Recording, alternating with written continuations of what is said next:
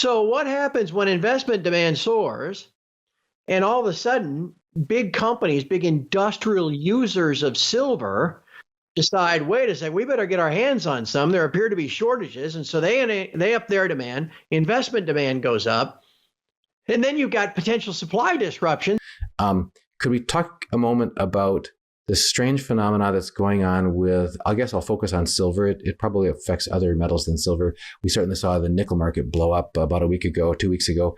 But silver, we've had this curious announcement from the U.S. Mint that they're going to stop production of U.S. silver dollars that they were producing because they can't get the planchets, the blanks, at or near market prices for silver. So this starts to shine a bright light on it. Wait a minute, let's talk about that for a moment. They have a constitutional mandate. They have, by law, they're required to mint coins at a rate that keeps up with the public's demand for the coins. And yet they're stopping production of the coins, claiming that because we have another law that says we can't overpay for physical, all kinds of things, including supplies, materials, the raw materials. So because we can't purchase silver close to spot, we're not going to make any more physical coins for the silver dollars. Can you talk to us about what's this revealing? And in parallel with that, I want to meld one more thought in with that, is that the spot price premium above spot starting to creep up for physical possession of COMEX 1,000-ounce bars. According to David Smith from the Morgan Report, he says he's not seen that in 41 years, where the premiums are rising for the COMEX 1,000-ounce bars are supposed to be the thing about which the spot price is referring to, that you should be able to access those. And now the fact that the premium above, there's this rising premium every week. It's been rising now for the past several weeks above the spot price for COMEX bars. So in my mind, those two are joined at the hip. What's going on with the spot price separating from physical, and how is that affecting mints?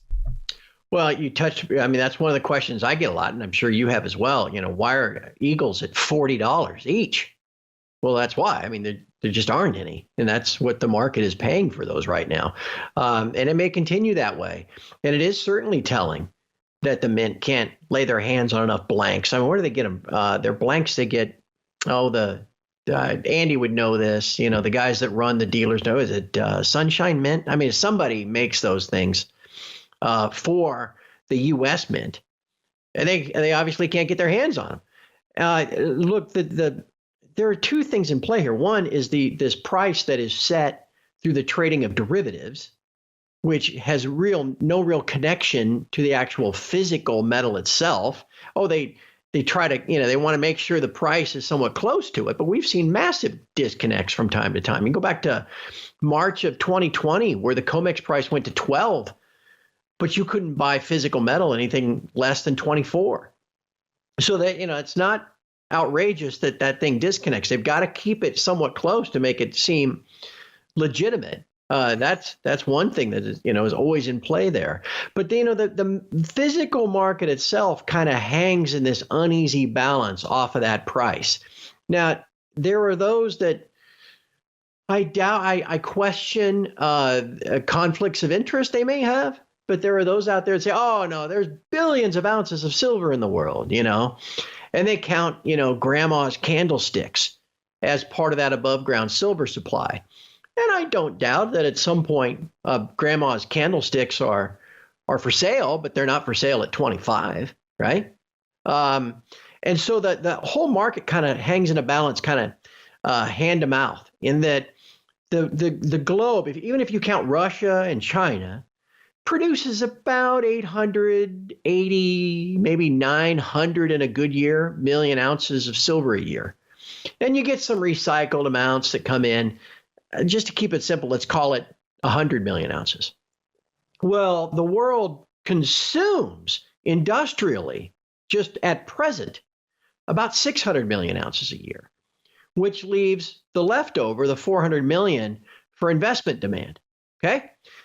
So what happens when investment demand soars and all of a sudden big companies, big industrial users of silver decide, wait a second, we better get our hands on some. There appear to be shortages. And so they up their demand, investment demand goes up.